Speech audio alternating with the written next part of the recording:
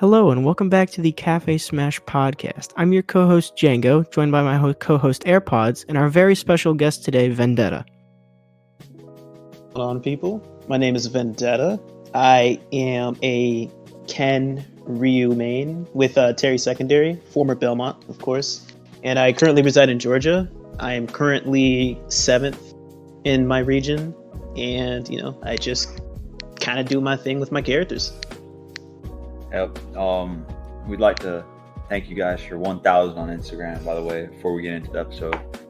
Like we said, we're finalizing the merch, and that will be announced on Sunday on Instagram along with the giveaway for 1K.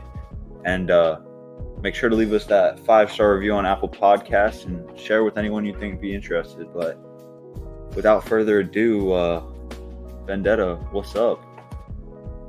I'm doing pretty well. Just hanging in there, trying to get through, these, rough times with what's going on in the world. But, that's not really stopping me from, doing what I love and kind of achieving what I'm striving for in Smash, so keeping up with that.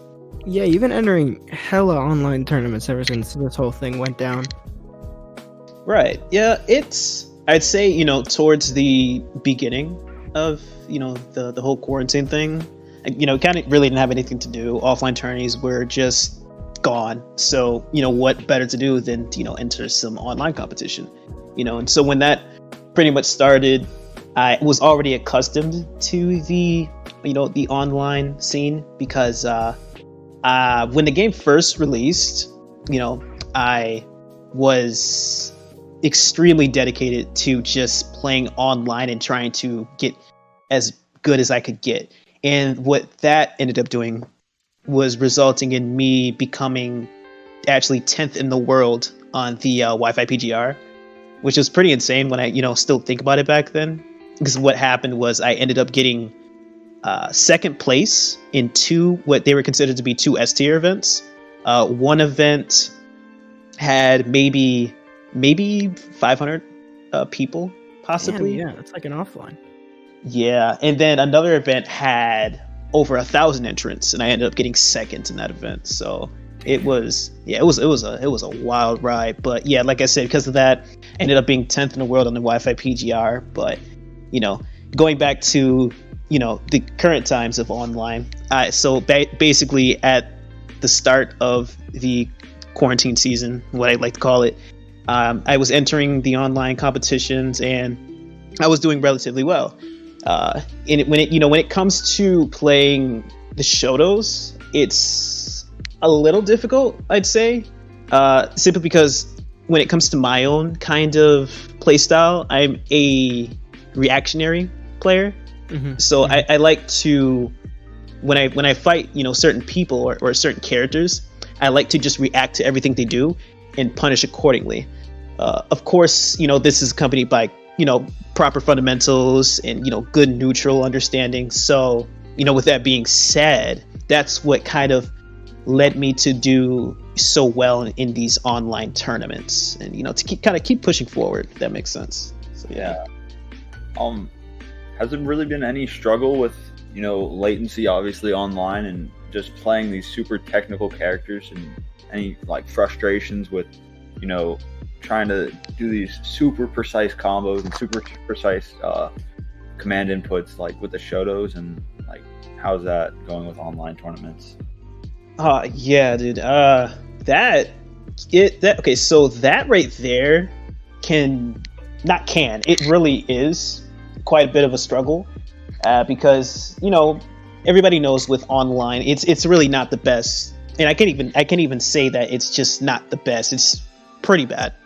The delay can be unbearable at times, and the sometimes laggy situations when it comes to certain connections, it just becomes crazy. It's so insane that you just don't want to put yourself through it. It's just such mental stress, and it's just sometimes not even worth. A lot of times not even worth. But when it comes to my character specifically, Ryu and Ken, it's a real struggle in my opinion, because inputs are what make the characters.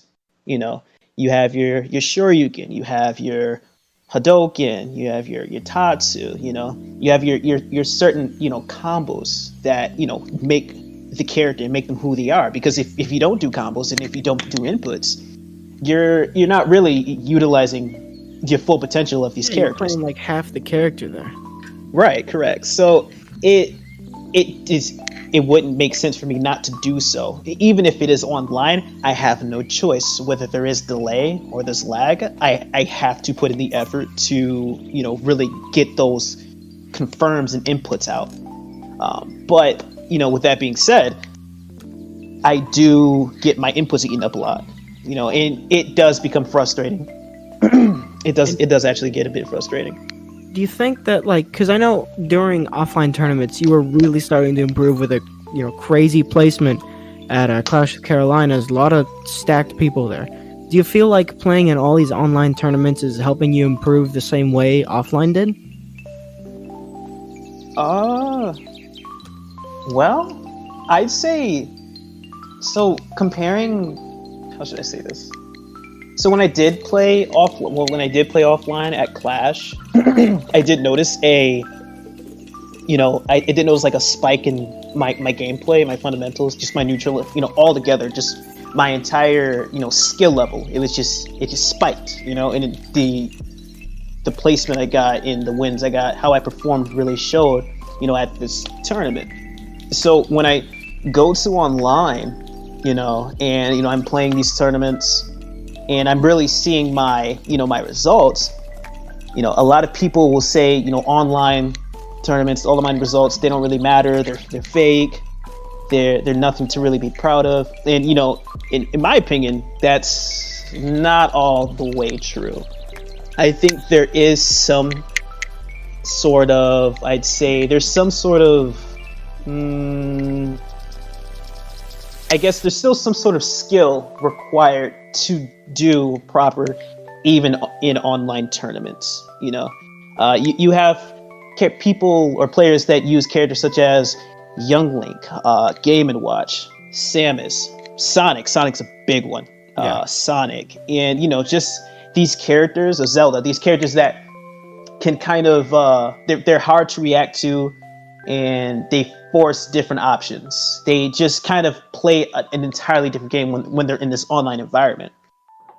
But even with these players playing these characters, it's not like you can go ahead and have just some person, randomly just pick up one of these characters and say, well, I'm playing this character because they're quote unquote buffed online. Now I'm going to do well. Well, no, it's not that case, because, you have players like Skittles who uses Young Link. I've heard people all the time complain about, Young Link online. He's hard to react to, his projectiles. And I understand that. I totally get that. But Skittles is an amazing player. He's not just using Young Link, and he's not just, well, quote unquote, cheesing his wins. Skittles knows exactly what he's doing. His neutral is phenomenal, and he's a phenomenal player in the end as well.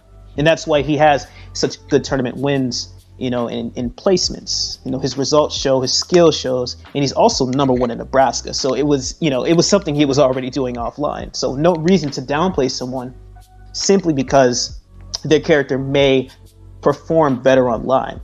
Because for all we know, the performance would just stay just the same offline, honestly. And I know you used to play a lot of Richter at the beginning of the game. That was your go-to main as soon as Ultimate came out.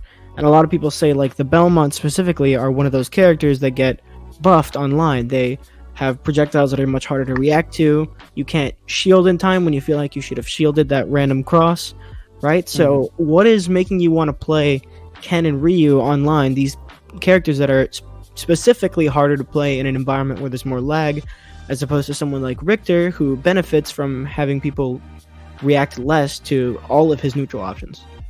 Gotcha. So I should start off by saying that I was one of those players that had a chance to play the game before it released. So about a week prior to its release. I was one of those players that, had the privilege of playing it. And Richter was one of the first characters I touched. And he really clicked with me, And he had stayed my main ever since. I can't even call him day one. He's like, He's like Day 0, day -1. day 0, day -4. You know, he was just always there even before the release. So, you know, when the game comes out, you know, I'm all ready and I'm packed. So here's the thing, Richter, and you know, I used to have such a deep love and passion for Richter. You know, he still is. He's such a cool character. He's so cool. I think a couple of buffs could make him worthwhile of, you know, picking up again, but otherwise he's just a simple pocket for me. But when I used Richter, you know, in the beginning, he was one of those characters that because he was a new addition, people weren't understanding of how to play against the characters. So I got away. Like Richter mains got, you know, away with a lot of stuff that they probably shouldn't have because people weren't aware of how to play the character. So when, you know, the meta's, you know, evolving over the year, people are starting to, you know, figure out and really understanding of how to fight the Belmonts, you know. And even if you are one of those really good Belmont players out there, you know, it becomes such a struggle to the point where it starts to become clear that he's not really a solo viable character, although, you know, with proper fundamentals and let's just say maybe bracket luck, because when Richter runs into certain characters like Greninja, Pikachu, it's not fun. And that's coming from, you know, a day 1 Richter main. So when I came to that realization, right, I was, you know, ready to give the Shotos a try. I have an even deeper sense of love and passion for Shotos. You know, I grew up playing traditional fighters. Yeah, you have a background in the Street Fighter community. Yeah. I grew up playing these games, you know, as a kid, all the way from Street Fighter 2 and the different types of ports in the versions, all the way to, you know, Street Fighter 3, Street Fighter 4. I didn't get, you know, a big, I guess, chance to play Street Fighter 5 much because I did not have a PlayStation 4 at the time for Street Fighter 5. Mm-hmm. But I did try it a little bit. I didn't really get into it because I was so focused on Smash Bros.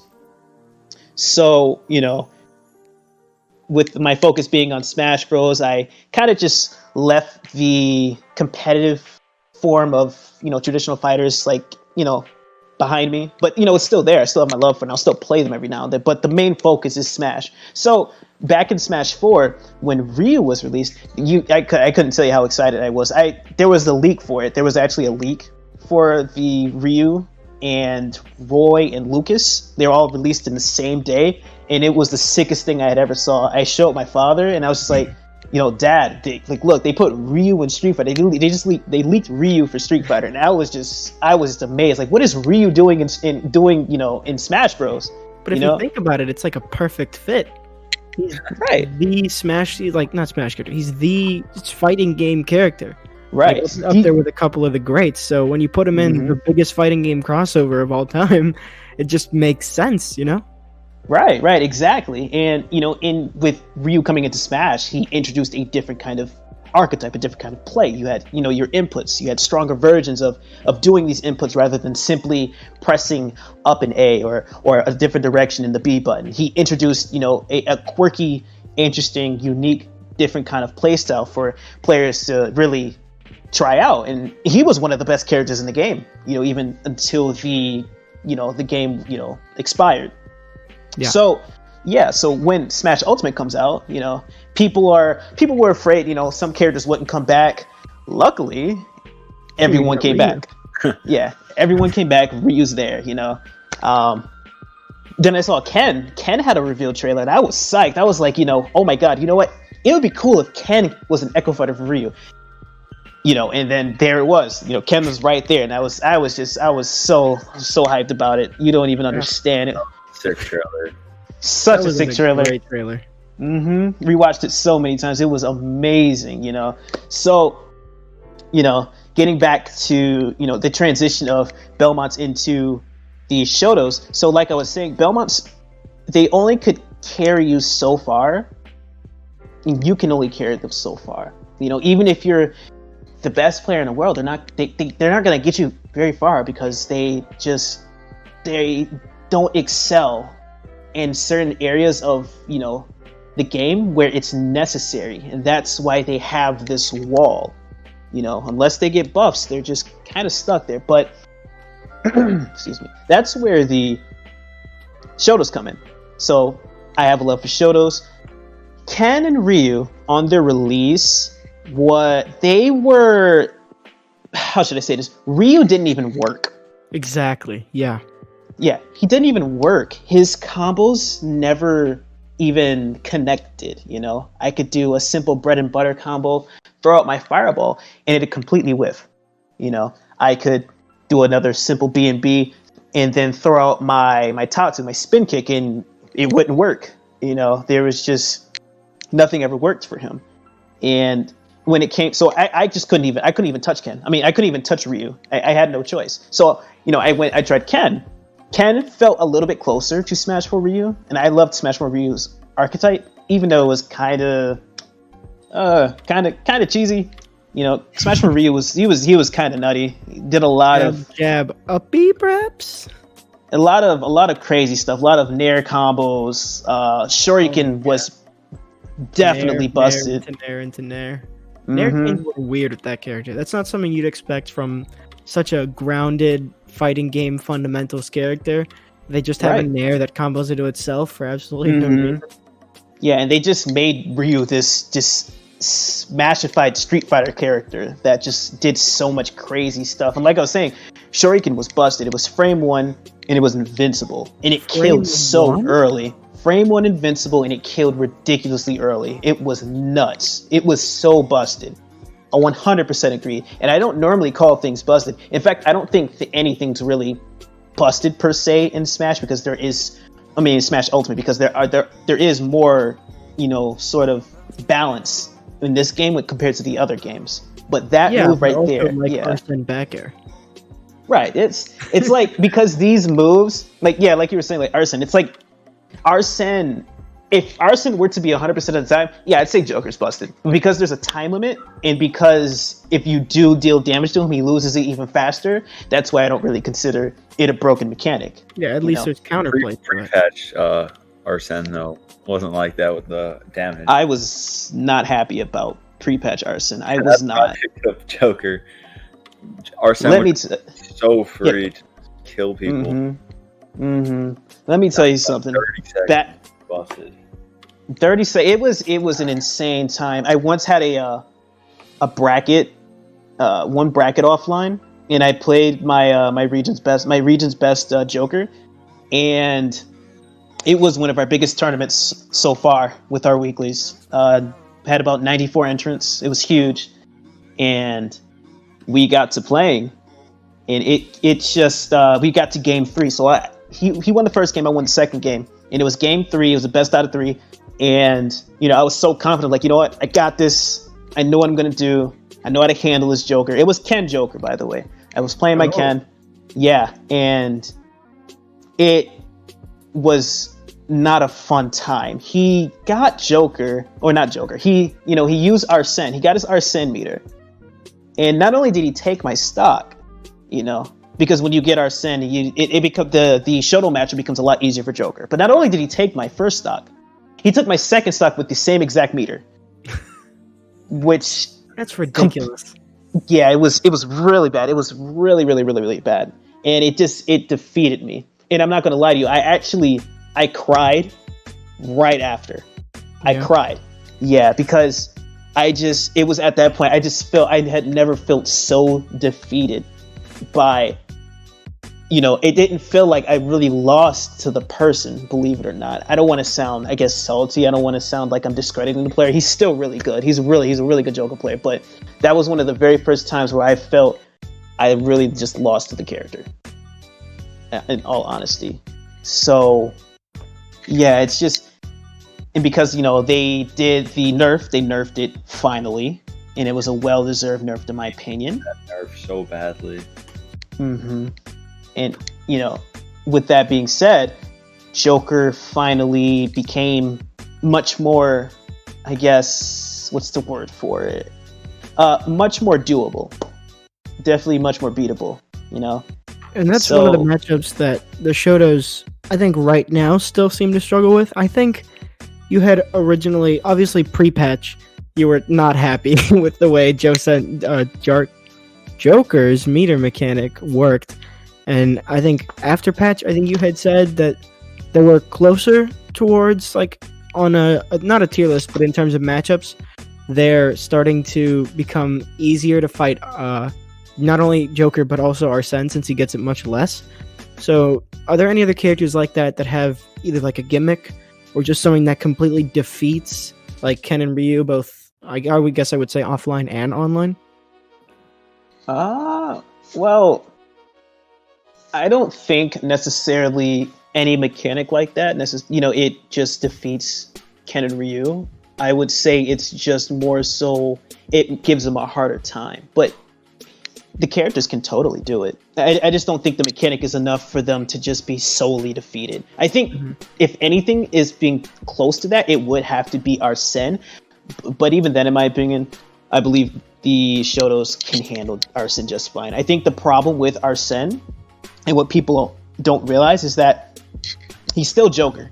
He's 100% still Joker, but he just has stronger moves, knockback, and better hitboxes, bigger hitboxes. But he's still the same Joker you started playing in the beginning of the game and until you finish the game. So a lot of people like to run away, they like to start being on the defensive. No, I like to mix it up, but I like being on the aggressive side more because I'm telling my opponent, I'm not afraid. I'm going to keep coming at you if I need to and switch between defensive and offensive, because I'm not going to stay afraid of you because of your mechanic. It's not going to stop me because I still have a win objective.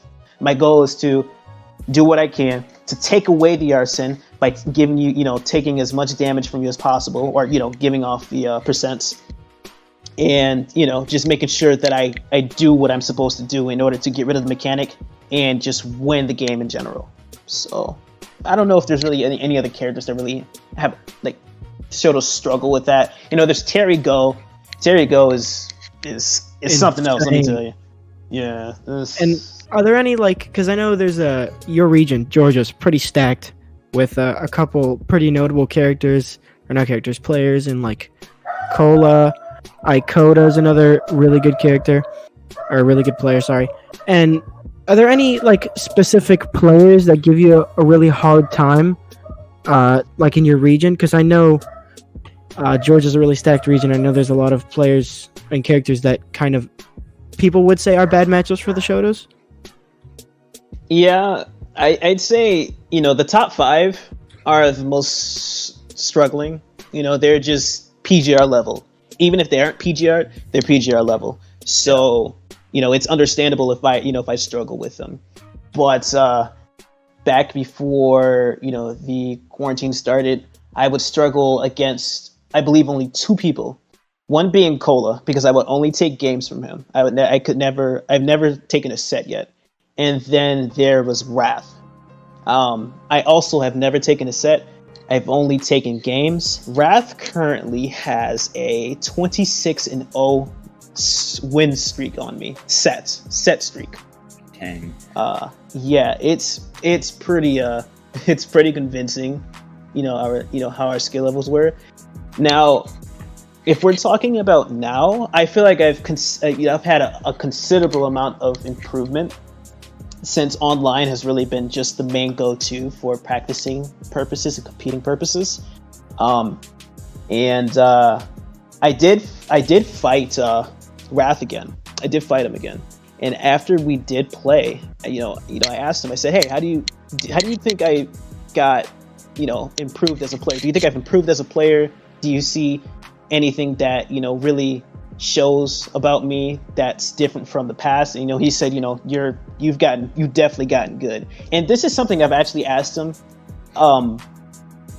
first time. This was the second time I asked him. I asked him the first time, same quarantine, by the way, and it didn't seem like I really did get any better. But this time there was definitely a notable difference, and I could tell there was also a notable difference even if I didn't ask him. I can just, at this point, I could tell, oh my god, my skills really gotten good, like tenfold, 100-fold. I'm not the greatest player in the world, but I definitely have what it takes to be up there with the best players, in my opinion. Even with Shotos, people look down on, on my characters. They don't really think too much of them. Some people actually think opposite. They think, well, you play some busted characters, you carry.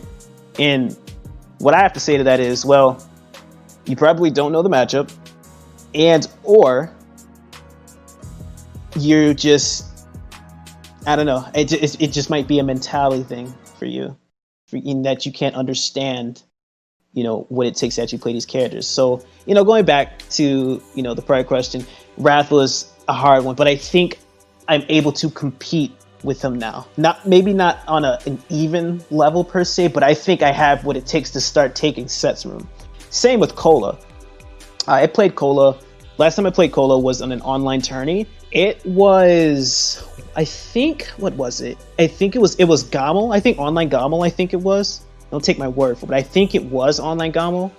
And I played Ryu first against his Roy, and I lost. And I will say that it's honestly, like I said, I'm a reactionary player. It's harder to react online. And Roy being the bursty character that he is, it's really hard to react to such an advantageous character because of the constant swinging and, in safe frame data. It's just really hard to really combat that.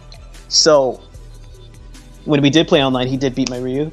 I switched to Ken. That's when things got a little bit more relaxing because Ken has a lot more breathing room. He's a lot more flexible with his game plan. And I ended up taking that game. So he ended up switching to Cloud. Cloud is another character that I think greatly benefits on online because it's just it's hard to react to the character as well as Roy. So, and I ended up losing the game 3. He won 2-1 with his characters. And what I'm trying to say is that I'm very confident that if I were to face him offline, I could do a lot better, and I think I could potentially take the set off. Same with Wrath, like I was saying. Like I think I can potentially take sets off of any player in my region. I don't feel like I struggle anymore, really. I feel like I have what it takes now because I've grown so much ever since I started really grinding hard, especially for online. Like I know online results don't matter as much as offline, but when you have the goal of, I'm not really worried about results and just where my placements are, and the goal is just, I want to focus on improving my skill level. I want to focus on improving in this area of my skill. I want to be this kind of player. Everything changes. It's not about your placements. It's about how good you want yourself to be as a player. Your skill level rises. You don't have that, I guess. I feel like it would be kind of a little bit of a distraction, if that makes sense. Well, maybe not distraction, but maybe to me, because that's not my main focus. Now, other people can and will want to do great for Wi-Fi tournaments and results, and that's perfectly fine. I respect that. I respect the grind, and people can do what they want. But for me personally, that's not what I'm there for. I play online tournaments where I do grinding sessions, first to 10s, because I want to grow as a player. I want to understand and improve my fundamentals. I want to develop the proper neutral of playing my characters, because my characters require such discipline, and fundamentals to really drive them to the success that, I think they should be or where I want them to be. Yeah, like you said, you're just trying to push yourself and these characters to really your fullest potential and get where you want to be. Like you mentioned the first to 10s and all these online tournaments, but is there really anything else you're doing to improve your skills aside from the two you previously mentioned? So this one's going to sound a bit weird, but in my opinion, if you really are looking to improve, you're just overall, and I'm not just talking about certain areas, because if you are looking to improve certain areas, you should just focus on said certain areas. If your certain area is focusing on adapting, focus on adapting. If it's focusing on optimizing a certain tool your character has, focus on tool. Go inside of a game, or go online, do whatever. Focus on using that tool and only that tool. It doesn't matter if you're losing, because all that matters is you're improving what you're focused on specifically. So, with those examples being said, what I was going to refer to was you could, or at least what I like to do, is I like to take breaks. I like to take breaks from Smash sometimes. I've taken a few from online and even offline. Offline, I took a 3-month break. That was more for a mentality check, and to just kind of what's the word for it? That was more so to just kind of keep my mind straight, because I wasn't really feeling like, I was improving at the time. So I thought, maybe I should take this break, kind of stay back from the game, and just kind of focus on other things in life for now, and kind of keep my mind straight. Because if I'm focused on the game 24/7, if that really is my mentality, then there is no flexibility for my brain, and I don't think I'm going to improve as much as I'd like to. Like, Smashers can go and, have another hobby, a second hobby outside of Smash. Play the piano, go play a sport, go work out, go for a run. Hey, like play another game. Play another game, It doesn't have to be Smash, Yeah. Go play Street Fighter. Go play Fall Guys, Oh, exactly. Among Go Us, play Among Us. Get caught out by literally everyone. Exactly, I'm having so much fun with that game. Among Us is excellent. Yeah, totally. But I know I kind of want to move back towards the first of 10s that we had, because I know you had, in order to sort of improve and get matchups that you wouldn't necessarily get in the tournaments you're entering, you played a lot of people like, obviously, Wrath, who's in your region. I'm sure you guys have played a lot. Elegant, Fatality. I think you had played Esam before. Like, a lot of these people in first of 10s that are nationally ranked pretty much in the PGR that have gotten really good results, like Elegant top 8 at Low Tier City, right? Esam top 8 at Genesis 7 at other really big events, and you ended up beating all of these people in first of 10s. So who do you think is the person that you play that you maybe struggled the most with, either because it's like a bad matchup for Ken and Ryu, or it's just straight up online buffs that character and nerfs your character? So I think the most struggling matchup would have been with Wrath. I ended up losing 8-10 to him. It definitely, I knew going into it, I made the post about it on Twitter. I said, this is going to be my hardest first of 10 yet, but I was still excited about it. I wanted to see where I was, skill wise, and see how I could take on, the arguably the best Sonic in the world, and yeah, in my opinion, reacting to Sonic, specifically Spin Dash, is a lot harder online. It really is. I've experienced that firsthand, I know. But even with that, I didn't let that get to me. The first few games, he pulled out the Joker, and he's secondary's Joker. He actually likes Joker a lot, and he usually pulls it out for like specific matchups, maybe like Roy, who is possibly a losing matchup for Sonic. But I got to playing the Joker, who I struggled with in the past a little bit still. But I noticed the difference in skill of how I was in the past and how I am currently. And I was adapting a lot faster. I was having a lot more smooth confirms. It just felt, a bit better. Eventually, after about 3 or 4 games, he switched to Sonic. Okay? That's where I knew the true test was going to come in. And like I was saying earlier, reacting to Sonic online can be quite a bit of a struggle, but I can't make that an excuse. At that point, you have to sit back and just tell yourself, like, okay, this may be, but it's up to me as a player to adapt to the reactionary playstyle that I have to, utilize online. It may be hard, but this is what I have to deal with. And improving your reactionary, your reaction on online actually will greatly, improve it for offline.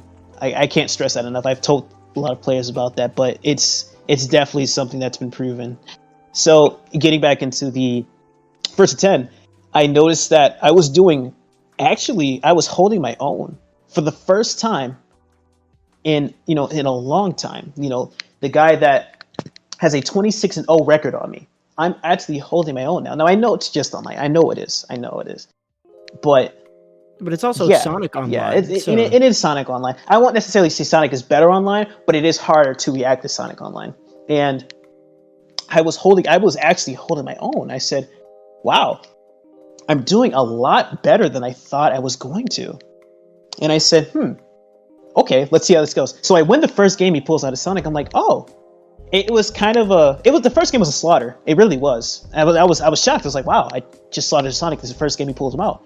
So we continue to go into our other games, and it starts to get to the point where it's like, I'm actually understanding how to fight not only Sonic, but how to fight Wrath. I'm noticing his disadvantage habits. He likes to sometimes he likes to homing attack out of disadvantage, and if you spot dodge homing attack, you can get a massive punish because it has tons and tons of recovery lag. So those are something I caught on to a lot, and it really helped the matchup out. So not only that, but I was catching on to his habits. I was, using certain counterplay that I could, that I thought would work well. Now, some counterplay I did try did not work out at all. Like spamming like tilts against spin dash, but spin dash obviously just running me over. What I like to do is hold center stage, because if I'm anywhere close to the edge, I fear a little bit, because I know Sonic can take out the Shotos with like literally one interaction. It doesn't even matter if I'm at 0. It's one interaction, because their edge guarding is actually it's pretty good against Shotos. But I like to hold center stage. I do this a lot actually, and I just wait there.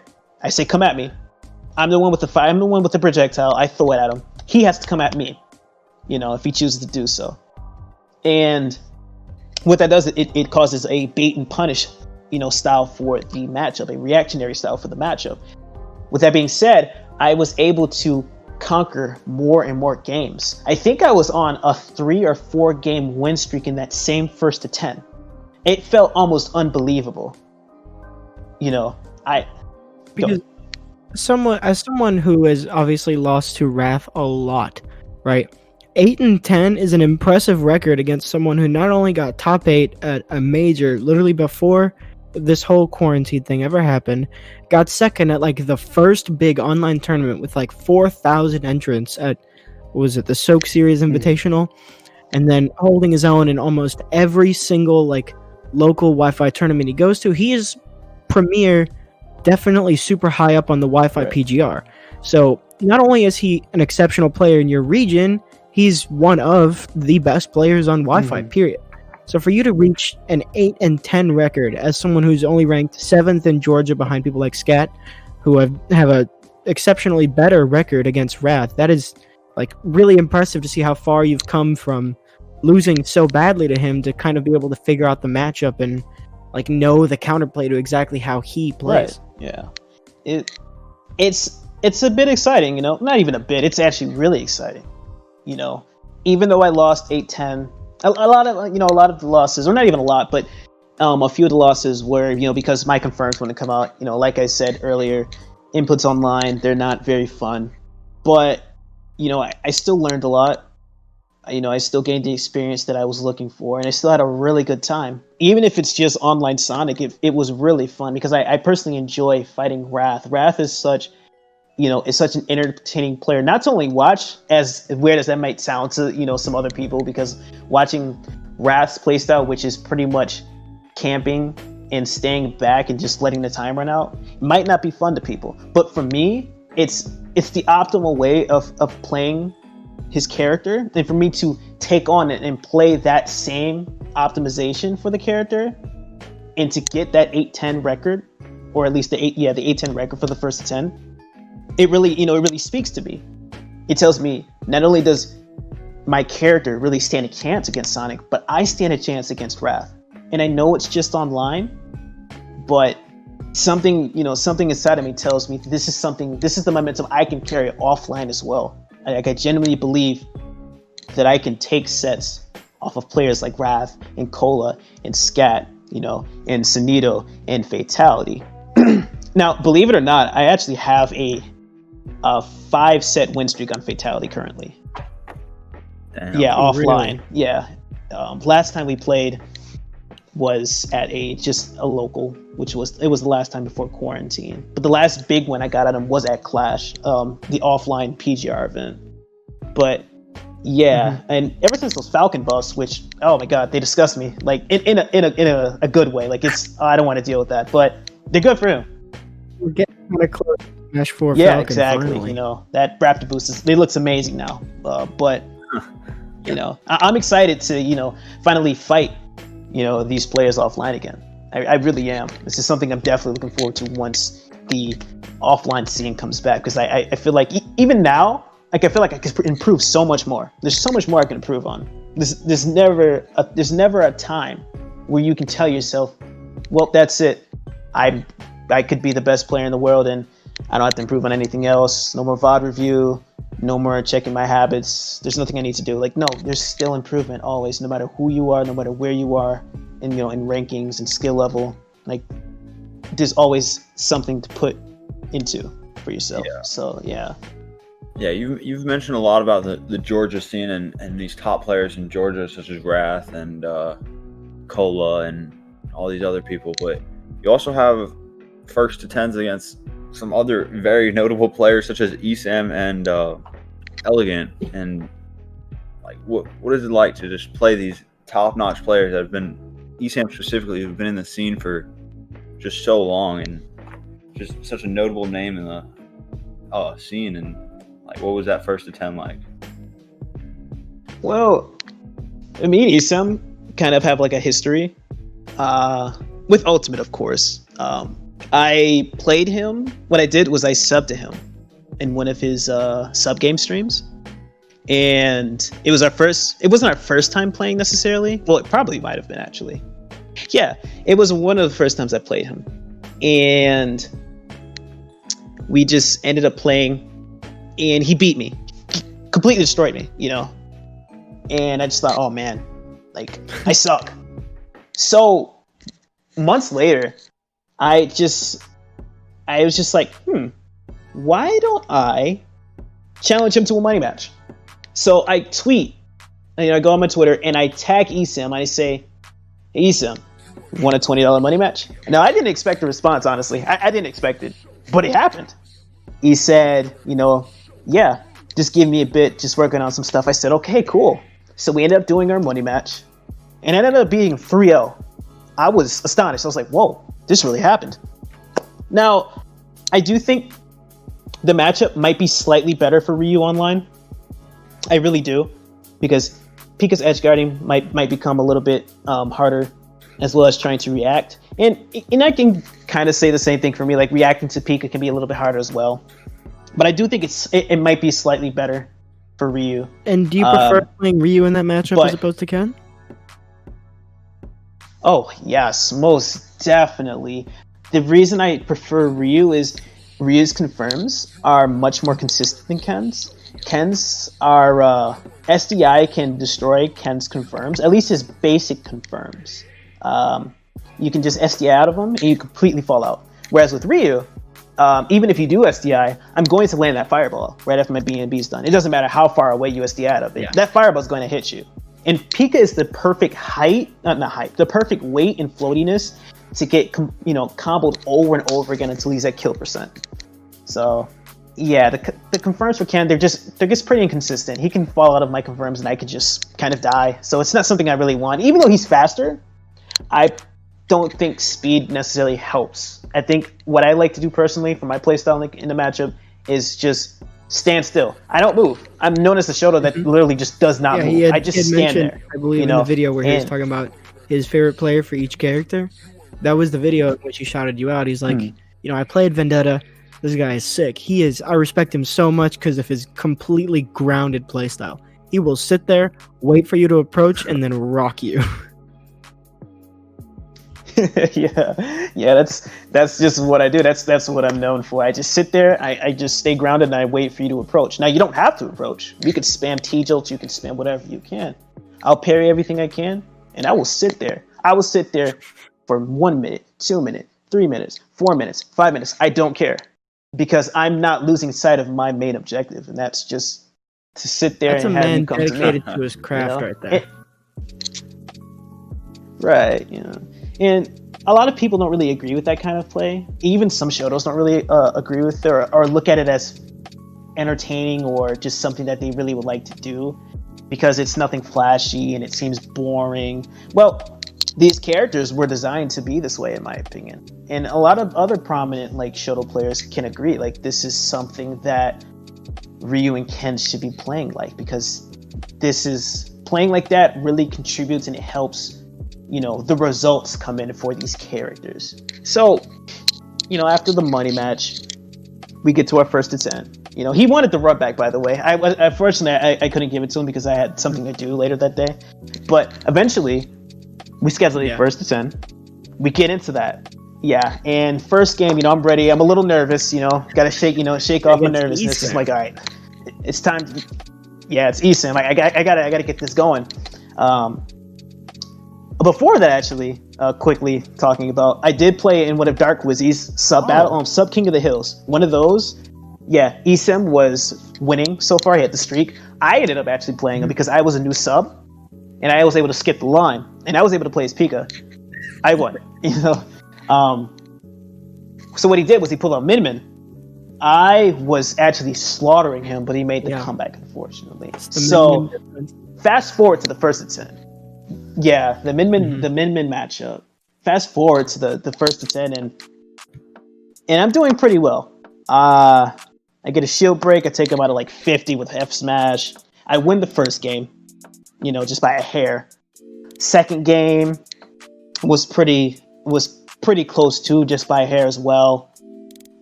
Third game, I just win. I think I killed him at like 50 with Shoryu, and he just died. Yeah, he should have seen his face. He's just like, what? Face. I died? You know, it probably wasn't. Yeah, it probably wasn't the best DI, but yeah. So fourth game, it was just I won again. Fifth game, I'm just slaughtering him.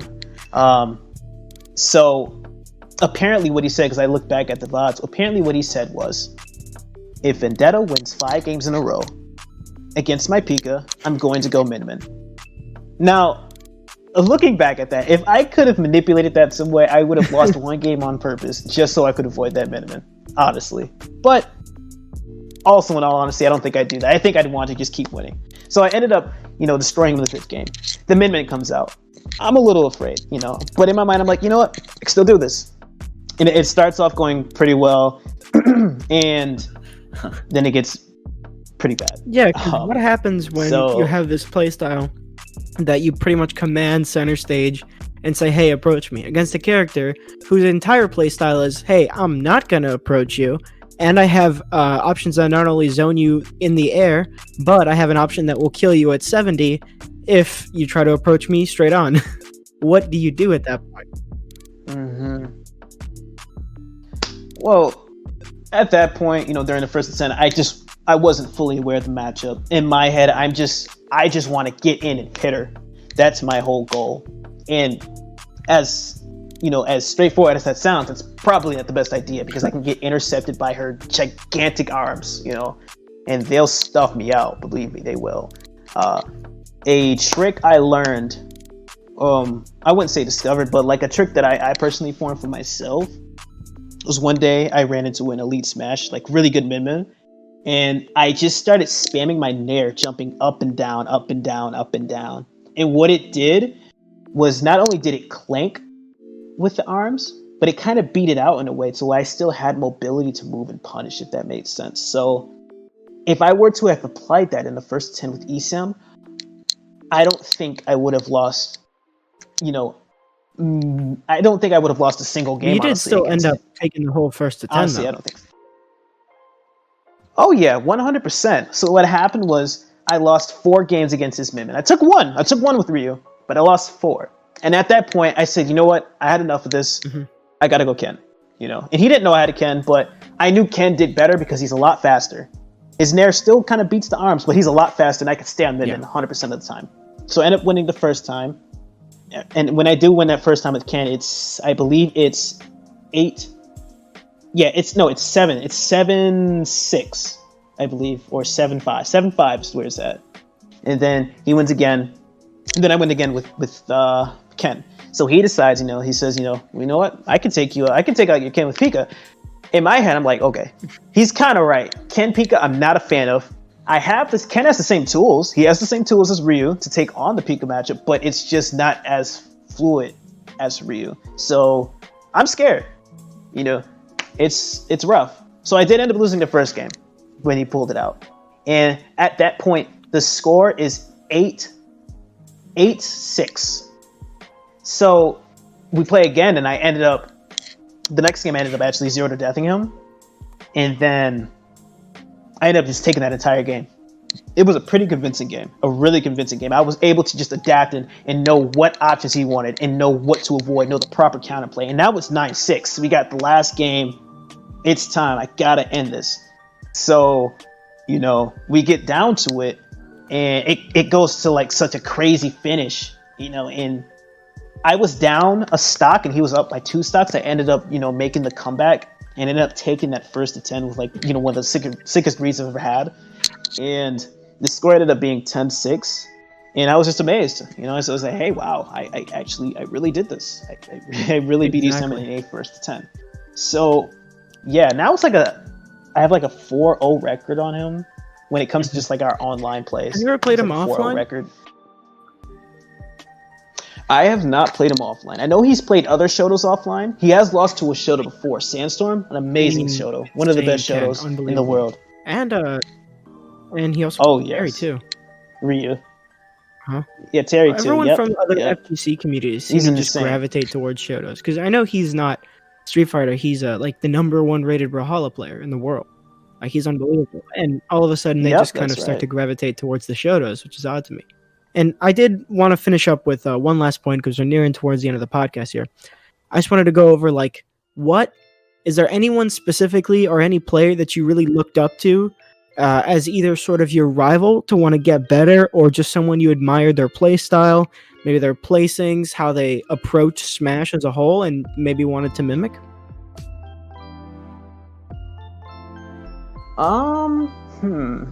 Now, to answer that right away, yes, I do. I would say there were some players that I do look up to, you know, and like you said, like, kind of mimic the play styles.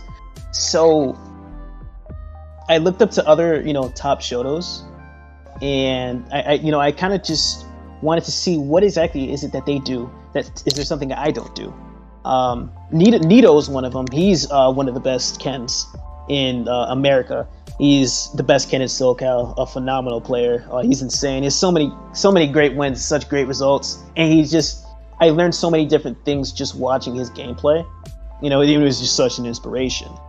You know, aside from, you know, just him as a Shoto player, I also looked up to Trella, who, you know, was a former Smash player. He's kind of inactive now, but, you know,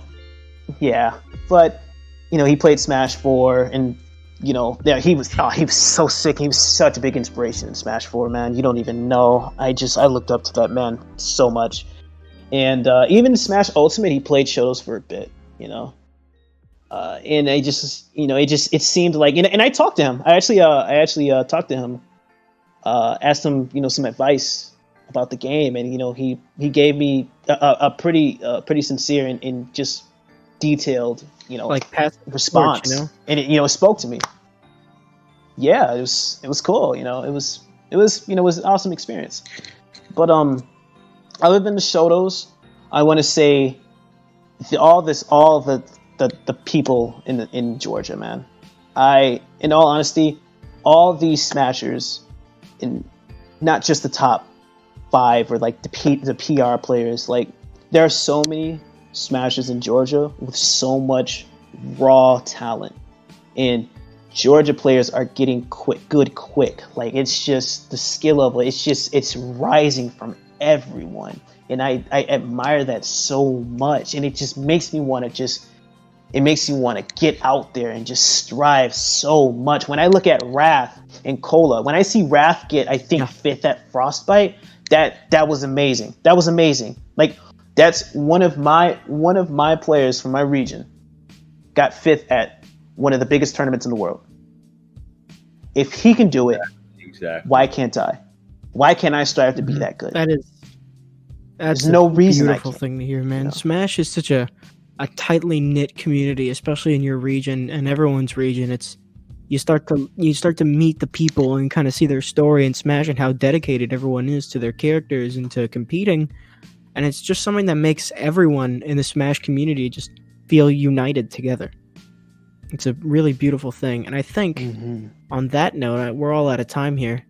And that's a really wonderful note to end the podcast on. So is there anything you want to plug, something else you want to mention maybe before we get out of here? So, when I think about Smash and I think about the characters I play, a lot of people look down on them. A lot of people like to look down on the optimism I have for my characters. I think I could really, and not even just me, I think a lot of other just really good, Shotos out there.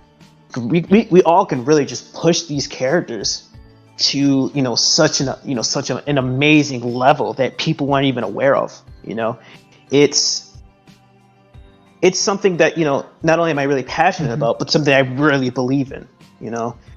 And a lot of people aren't fully aware, but it's actually a big struggle playing these characters in a way that it feels like we as the Shoto mains have to think a bit harder and have to outplay our opponents more than they have to outplay us.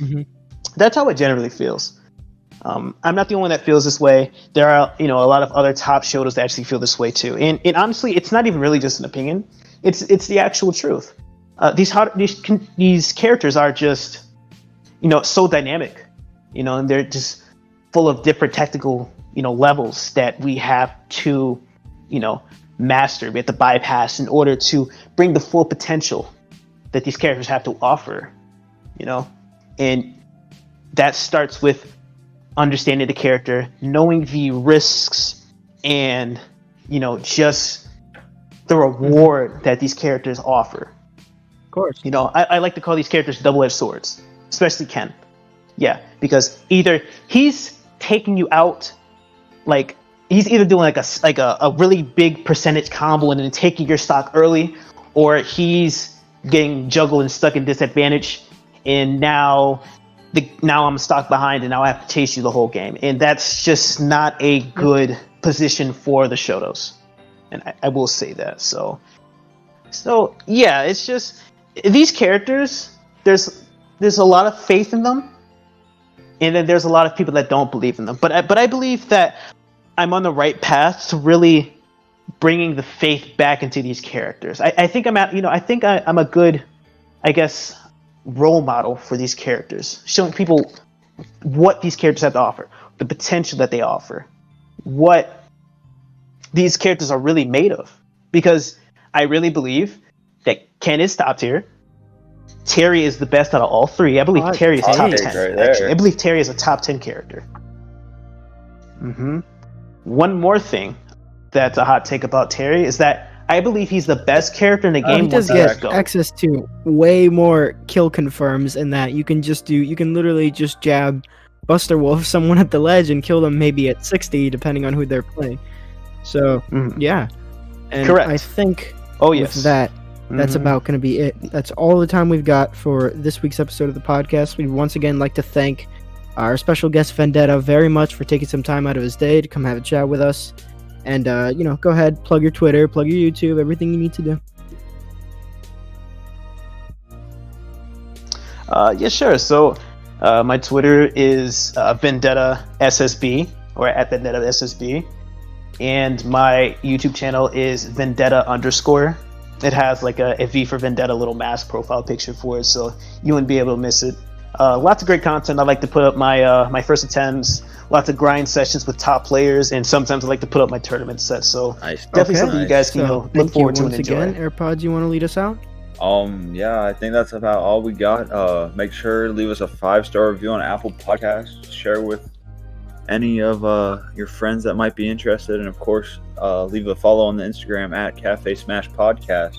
I've been your host, AirPods. I've been Django, joined by Vendetta. Thank you for having me on. I really appreciate it. It was fun. Peace.